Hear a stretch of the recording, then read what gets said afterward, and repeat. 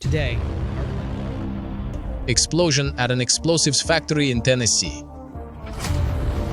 Magnitude 6.8 earthquake in the Philippines. Tornado in South Africa. And also severe floods in Mexico, Colombia, El Salvador, and Guatemala. A powerful explosion shook the quiet rural area of Bucks North in central Tennessee, completely destroying a building at the Accurate Energetic Systems plant, a leading manufacturer of explosives. The explosion occurred on Friday morning at the border of Hickman and Humphreys counties, about 97 kilometers southwest of Nashville. Local residents in Lobelville, 18 kilometers away, and even in neighboring Humphreys County, 32 kilometers away, heard the loud explosion and felt the tremor. After the initial explosion and ensuing fire, repeated detonations were observed for several hours, preventing rescuers from approaching the explosion site until noon. Several plant employees are reported dead, with 19 others still missing. The destruction extended beyond just the plant. The shockwave damaged houses within a radius of several kilometers, breaking windows and ripping off roofs in Bucks North and McEwen. Founded in 1980, Accurate Energetic Systems specializes in the development, production, storage, and testing of high-quality explosives for military, aerospace, and commercial needs.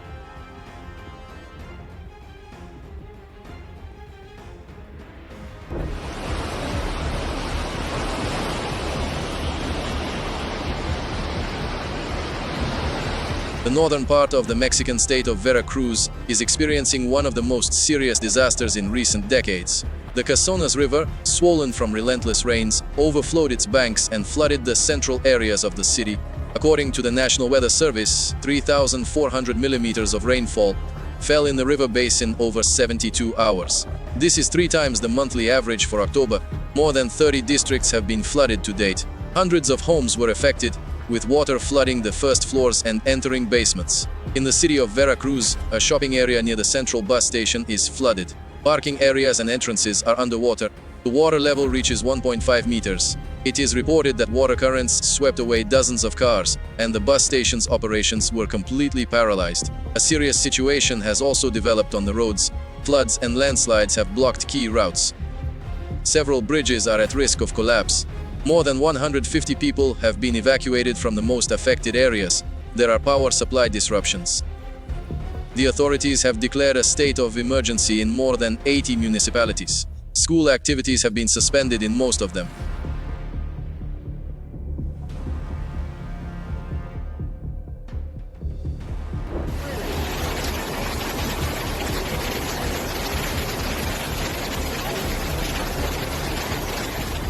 Heavy rains that hit the territory of El Salvador caused widespread floods and landslides.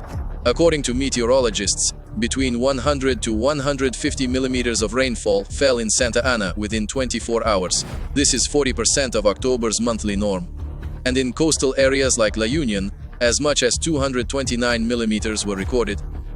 The western department of Santa Ana was particularly affected. The epicenter of the calamity was the city center.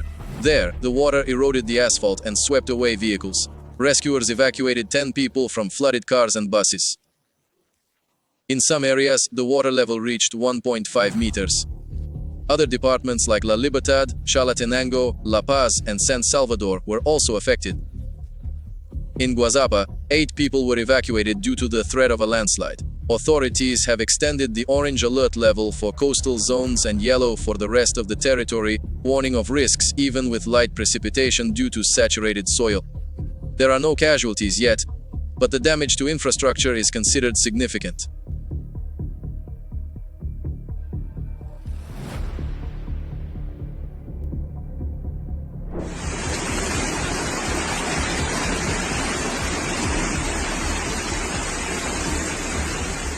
"37 years after the tragic 1988 flood in Mexico that claimed dozens of lives in Cerro Gordo, the Jalpan River has once again reminded of its power.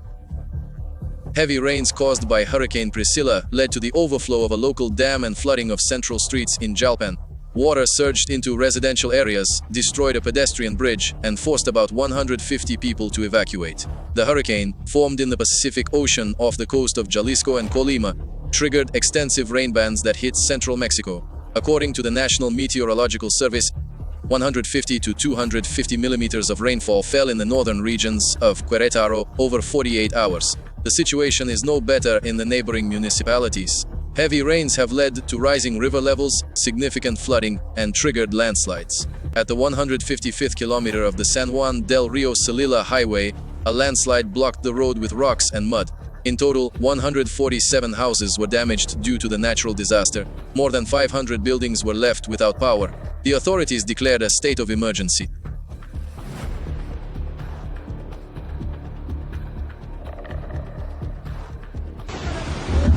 Verga.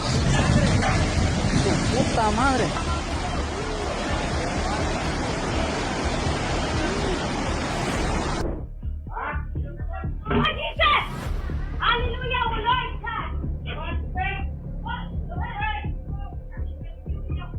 The island of Mindanao, the southern gem of the Philippines, is experiencing one of the most intense days in its seismic history. Just 9 hours after a powerful 7.4 magnitude earthquake that claimed at least 7 lives and triggered the evacuation of coastal areas due to a tsunami threat, the region was hit by a second 6.8 magnitude tremor. According to the Philippine Institute of Volcanology and Seismology, this is not an aftershock but a separate event, which heightens experts' concerns about increasing activity in the Philippine zone. The epicenter of the earthquake was located 43 kilometers southeast of Manay, on the border of Davao Oriental and Agusan del Sur. The focus was at a depth of 37 kilometers. The intensity of the tremor is estimated at 5 points. At the moment of the tremor, thousands of birds, from sparrows to parrots, soared into the sky in flocks. The second tremor triggered a new tsunami warning for 7 provinces within a 300-kilometer radius, but it was cancelled after a few hours. By the evening of October 10th, after the first 7.4 magnitude earthquake, more than 300 aftershocks were recorded. Destruction affected hundreds of buildings, damaging hospitals, bridges, and schools. Rescuers continue clearing debris and searching for possible victims. The Department of Education suspended classes in 559 schools in Mindanao and Visayas. The police in Davao and Caraga have been put on full alert.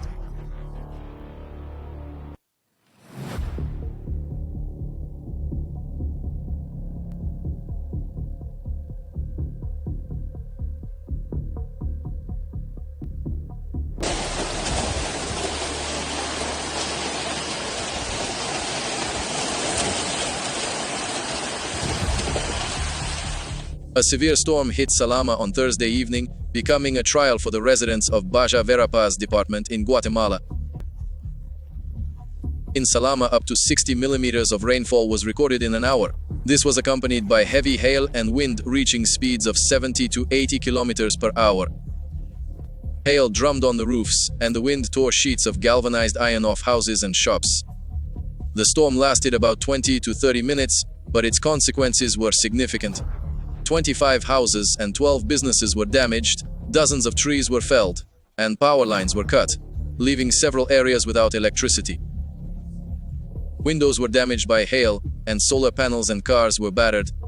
Storm activity was not limited to Salama.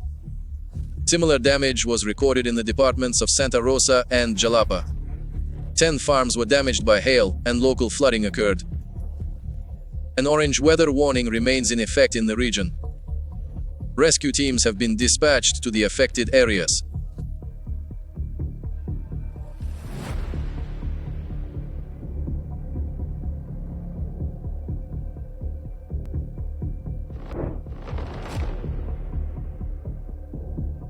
On Thursday, a tornado swept through the area of Rand Airport in Germiston, Gauteng Province, South Africa. According to meteorological reports, the tornado was weak and short-lived, causing no destructive damage. The wind speed in the funnel is estimated to be between 105 and 137 kilometers per hour. The only recorded consequences were broken tree branches on the golf course near the airport. Nonetheless, experts emphasize that tornadoes remain dangerous weather phenomena. The public is strongly advised to exercise caution during thunderstorms and avoid taking unnecessary risks.